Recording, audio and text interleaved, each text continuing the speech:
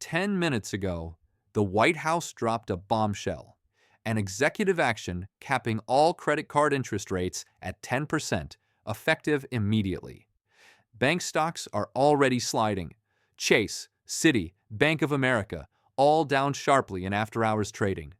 Emergency statements are pouring out of bank headquarters. CEOs are on conference calls right now, scrambling. On the surface, this looks like a massive win for anyone carrying a balance.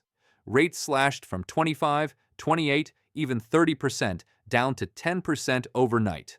Millions of households just got what feels like a huge break. But the biggest banks in the country are not celebrating. They're panicking. And if you understand how the modern credit system actually works, you know exactly why. This isn't relief. This is the trigger that could bring the entire house of cards down. For decades, we've been told that sky-high credit card rates are just the price of risk. Banks have to charge 20 to 30% because lending to everyday Americans is supposedly dangerous. Default rates, they say, justify the spread. That story has always been a lie. Go back to the late 1970s. Usury laws in most states capped interest rates at reasonable levels. Then came the 1978 Marquette decision.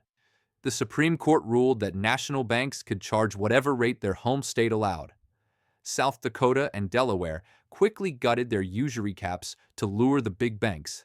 Overnight, the credit card industry was free to charge unlimited interest nationwide. Since then, banks have raked in record profits year after year, over $100 billion annually in interest charges alone. Households, meanwhile, have drowned in revolving debt. Average balances at all-time highs. Total credit card debt crossing $1.1 trillion.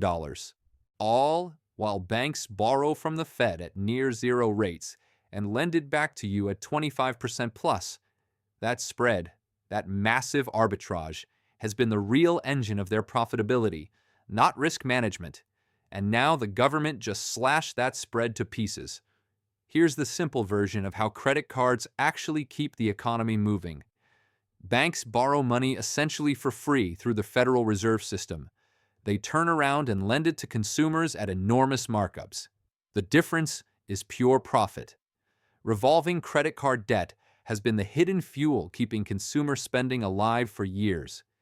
Stagnant real wages since the 1970s forced households to borrow just to maintain their standard of living. That borrowing became the demand that kept retail, services, and large parts of the corporate economy growing. Now, overnight, the government is forcing banks to cap rates at 10%. That's barely above what the safest borrowers pay. For the credit card business model, that's catastrophic. Profit margins on unsecured lending just got obliterated. I've been tracking banking regulations, credit cycles, and balance sheet dynamics for years. I've studied every major credit contraction in modern history, and I'm telling you, this changes everything. What looks like consumer protection is actually the match that could ignite a credit deflation the likes of which we haven't seen in generations. The banks know it. That's why they're in damage control mode right now. And if you're still relying on credit cards, lines of credit, or easy borrowing to get by, you need to understand what comes next. Because the fallout has already started. Let's break down exactly what just happened and why there's no way out for the banks. The announcement came straight from the White House. An executive action enforcing a hard cap on all credit card interest rates at 10%. No grandfathering, no phase-in period, effective immediately. Major issuers like Chase, Citi, American Express, and Capital One have already frozen new rate adjustments. Their compliance teams are working around the clock. The American Bankers Association and the Bank Policy Institute released near-identical statements within hours, warning of severe unintended consequences and devastating impacts on credit availability. Translation: they're furious, and they're preparing to fight back the only way they can. Because here's the trap the government just sprung. Banks now face an impossible choice. Option 1. Comply fully with the 10% cap. That means accepting dramatically lower interest income on every revolving balance overnight. We're talking tens of billions in lost revenue across the industry in the first year alone. Their entire profit model for unsecured consumer lending collapses. Option 2. Restrict credit aggressively to protect what's left of their margins. Raise approval standards, slash credit limits, close inactive accounts, deny balance transfer offers, anything to reduce exposure to low-margin lending. They can't just absorb the hit. Publicly traded banks answer to shareholders. Their stock prices are already reflecting the panic. Executives can't tell investors, sorry, we're fine taking a permanent 60% cut to a core revenue stream. This is a forced choice with no winning move. The government just cornered them. And when banks are cornered, they don't sit still. They tighten. Here's the chain reaction that's now unavoidable. Step 1. Approval standards skyrocket. Millions of Americans with fair or good credit, people who qualified easily last month, will suddenly be denied new cards or increases. Subprime and near-prime borrowers get shut out almost entirely. Step 2. Existing cardholders get hit with limit reductions. Banks will quietly slash limits on millions of accounts to force faster paydown of balances. If your limit drops from $15,000 to $5,000 and you're carrying $10,000, you're suddenly over limit. Fees kick in, credit scores tank, and you're forced to pay down fast. Step 3. Consumer spending collapses. Revolving credit has been the backbone of discretionary spending. When access disappears and balances must be paid down faster, households cut back immediately. Retail, travel, dining, entertainment all take direct hits. Retail sales numbers will show it within weeks. Step 4. The damage spreads beyond credit cards. Auto lenders, mortgage originators, and personal loan providers rely heavily on credit scores and debt-to-income ratios. As scores drop from maxed-out utilization and missed payments, approvals for bigger loans dry up. The housing market, already fragile, freezes. New car sales plummet. Step 5. Small businesses feel the pain. Millions of entrepreneurs and side hustles rely on personal credit cards for cash flow. When those lines vanish or become unaffordable to carry, operations stall. Inventory can't be purchased. Contractors can't be paid. Payroll gets delayed. Layoffs follow. This isn't speculation. It's basic domino logic. Tighten unsecured credit at scale, and the real economy contracts fast. No one is in control anymore. The Federal Reserve is already low on ammunition. Rates are being cut, but they can't force banks to lend at a loss. Quantitative easing won't fix private credit contraction. Congress is gridlocked as always. Any attempt to reverse the executive action through legislation would take months, if it happens at all. Even bank lobbyists admit privately they were blindsided. They spent years fighting late fee caps and smaller regulations. No one saw a full interest rate ceiling coming this abruptly. The institutions that built the modern credit economy are now powerless to stop its unwind. And all those safe paper assets people think will protect them, they're about to get revalued hard. Cash sounds safe, right? It's not. When credit contracts sharply, you get a deflationary spiral. Spending collapses. Businesses slash prices to survive. Revenues fall. More layoffs. Even less spending. The purchasing power of cash might rise temporarily, but the economy shrinks around it. Jobs disappear. Stocks and bonds are tied directly to consumer spending and corporate earnings. A retail apocalypse means earnings misses across sectors. Market corrections, or worse, become inevitable. Real estate? Forget it. Most home purchases and refinances depend on easy credit. When qualifications tighten and rates on other loans rise to compensate, demand evaporates. Prices stagnate at best, drop in many markets. Paper assets only hold value in an expanding credit bubble. When the bubble deflates, everything priced in that system gets marked down. This is a wealth transfer, plain and simple. The losers, anyone carrying credit card debt who now faces forced repayment with less available credit. Banks themselves, with profit models destroyed. Retailers, restaurants, airlines, any business reliant on consumer discretionary spend. The winners, people with no debt and substantial cash reserves. Insiders who positioned early. Alternative lenders, private credit funds, payday operators, hard money lenders, who can charge whatever the capped market won't allow. The middle class, built on leverage and revolving credit, gets squeezed. Wealth flows to those who saw the shift coming and prepared. And the smart money is already moving. Watch what bank executives do, not what they say. Publicly, they're calm, issuing measured statements about working with regulators. Privately, many are reducing personal leverage, building cash positions, stress testing their own portfolios for a credit crunch. Hedge funds have been piling into short positions on bank stocks since the announcement. Trading desks report unusual options activity, betting on volatility spikes. Emergency board meetings at the big issuers aren't about compliance. They're about survival strategies. Which segments to exit, how fast to shrink balance sheets, where to cut costs first. The people closest to the system are bracing for impact. That's always your best signal. The old rules are dead. Everything you were taught about personal finance in the era of endless credit is now obsolete. Pay the minimum and invest the rest. Gone. Leverage good debt to build wealth. Dangerous. Credit cards are fine if you manage them. No longer true when access can vanish overnight. The era of relying on bank lending to bridge gaps, fund lifestyles, or grow wealth through borrowing is over. We're entering a new reality where debt is toxic, credit is rationed, and self-reliance isn't optional. It's mandatory. What comes next isn't going to be pretty for most people, but it's already in motion. This isn't some abstract financial event happening to someone else. This is coming for your daily life, directly.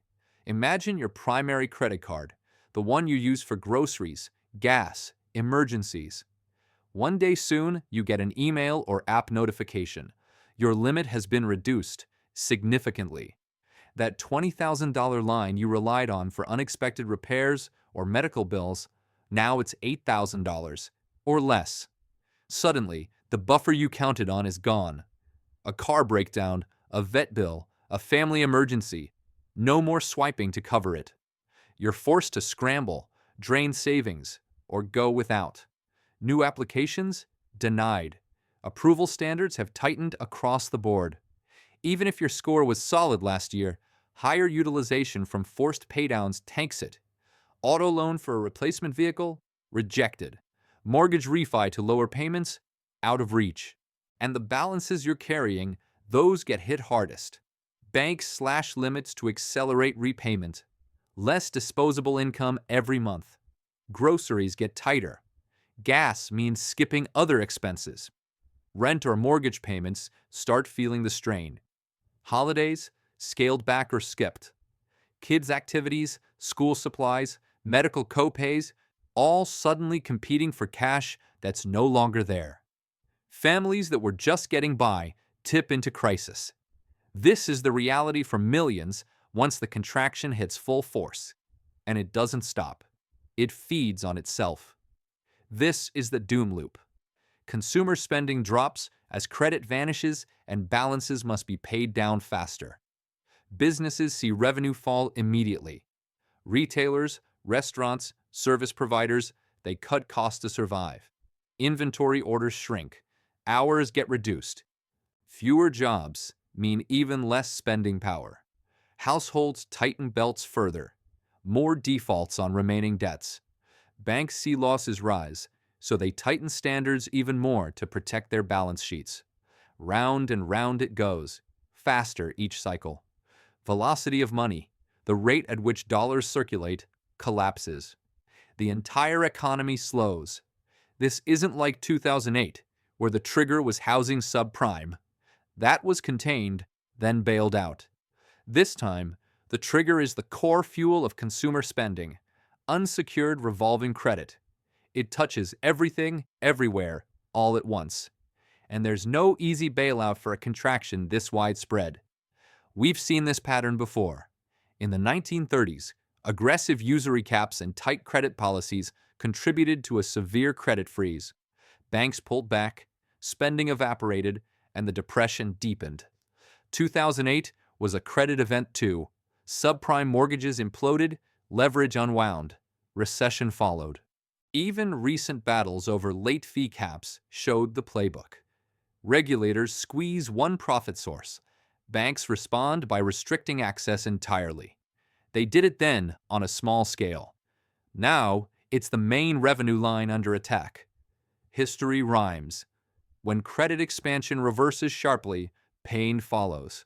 We're crossing into a new era. The borrow-to-spend economy, the one that's defined life since the 1980s, is finished. For decades, stagnant wages were papered over with easy credit. Buy now, pay later. Leverage to get ahead. That model depended on endless expansion of revolving debt. Now, with profit margins destroyed, banks won't play along anymore. Credit becomes rationed, expensive in hidden ways, or unavailable. The psychological shift is massive. Debt isn't a tool anymore. It's toxic. Carrying a balance invites disaster.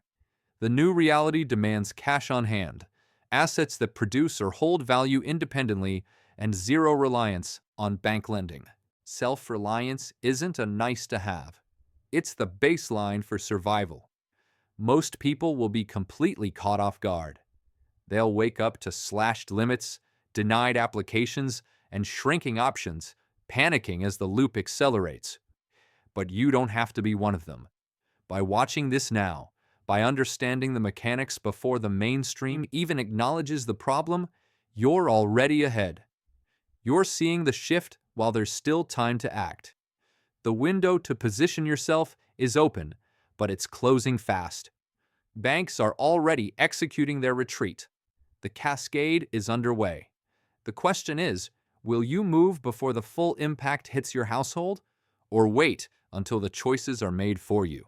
The intent was to give relief to millions carrying high-interest balances. Rates have been crushing households for years, 20, 25, 30%, while banks borrow near zero. On paper, forcing a 10% ceiling sounds like justice. Finally holding the industry accountable after decades of unchecked profits. But good intentions don't change economic reality. The unintended consequence, the one no one in Washington is talking about openly, is credit rationing on a massive scale. When you destroy the profit incentive for unsecured lending, banks don't just accept lower margins. They stop lending to anyone who isn't pristine. We've seen this before in every credit crunch. Access evaporates first for the people the policy claims to protect. There are proven ways to shield yourself from the worst of this. Start with the basics. Reduce reliance on credit cards immediately. Stop carrying revolving balances if you can. Build emergency reserves in actual cash, liquid, accessible, no strings. Historical contractions show that having months of expenses on hand lets you weather forced paydowns and spending cuts without panic. Pay down high-interest debt aggressively while you still have the option. Use any available cash flow to knock out balances before limits get slashed and repayment accelerates. These aren't flashy moves. They're simple, battle-tested steps that have protected people through every major credit squeeze in modern history. Beyond that, there are smarter ways to position, moving into tangible assets that hold value outside the credit system, exploring alternative lending and payment networks that aren't beholden to big banks, building income streams independent of traditional employment. But the full playbook, the exact sequencing, the specific assets I'm focusing on, the off-radar moves that insiders are making right now, that's too detailed, too nuanced for one video. These strategies aren't guarantees. Nothing is in a contraction this severe, but they can meaningfully reduce your exposure, preserve purchasing power, and give you options when most people have none. The difference between getting crushed and coming through intact often comes down to acting early while the window is still open. Banks are already tightening in real time. Limits are being cut, approvals are getting harder. Once the cascade accelerates, options disappear. Don't wait until your credit line is gone and the doom loop is in full swing. If you're ready to stop relying on the banking system that's now turning against you, smash the like button right now. Subscribe and hit notifications. The next video drops soon, and you do not want to miss it.